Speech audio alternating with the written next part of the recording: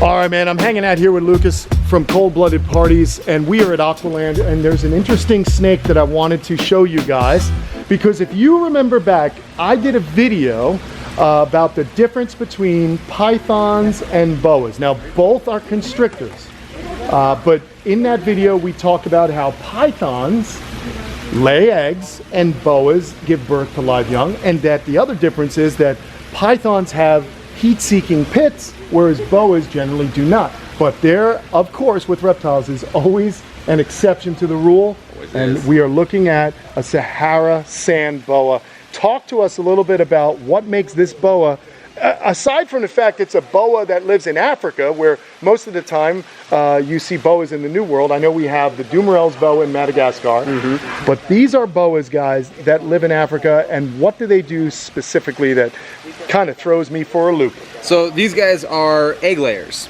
I mean, people hear boas, they think live birth, and that's the way boas are known, but these guys are egg layers.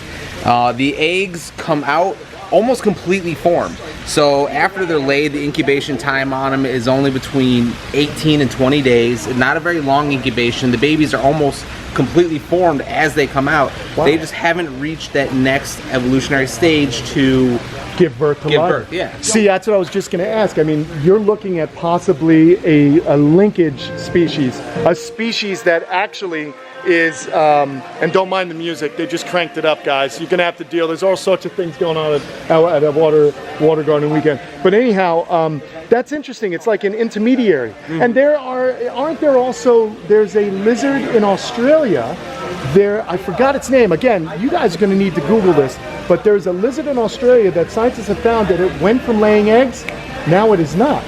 That is interesting. That is interesting. Look that up. Yeah, look that up, guys, and let me know. Maybe we'll do a story on that as well. But I find this so fascinating. And again, this animal is a sand boa. Oh, let's see if I can focus in better for you guys. There we go. Oh, focus, focus, focus. There we go. So if you look at that animal's shovel nose, that's for a subterranean lifestyle. So if you're living in the Sahara, you want to get out of that hot sun as quickly as possible. But what would these guys eat? These guys, they will mostly eat smaller rodents. We have her right now on pinkies. Okay. Anything more than that, we try not to stress her, because I mean, they don't move around a lot. They burrow down, they stay hidden, and yeah, so we try to keep her on smaller meals. That's really cool. Yeah. And the other cool thing, guys, is that her eyes, much like an anaconda, are situated on the top of her head. So is she an ambush predator? Yes. Yeah, she will sit with just that flat face right above the sand and watch, and you can walk past her and you will almost not even see her, because she'll sit under that sand. Her whole body will be underneath except for those eyes and that little nose. That is amazing. I'm trying to get a better focus for everyone. That is a really cool species, man. All right, well, there you have it. I just wanted to just highlight an interesting species and follow up on a video we did a few years ago and showing you the exception to the rule with boas. There's other species of boa in Australia as well, right? There's a Kenyan? There is a Kenyan, and there is, what is it?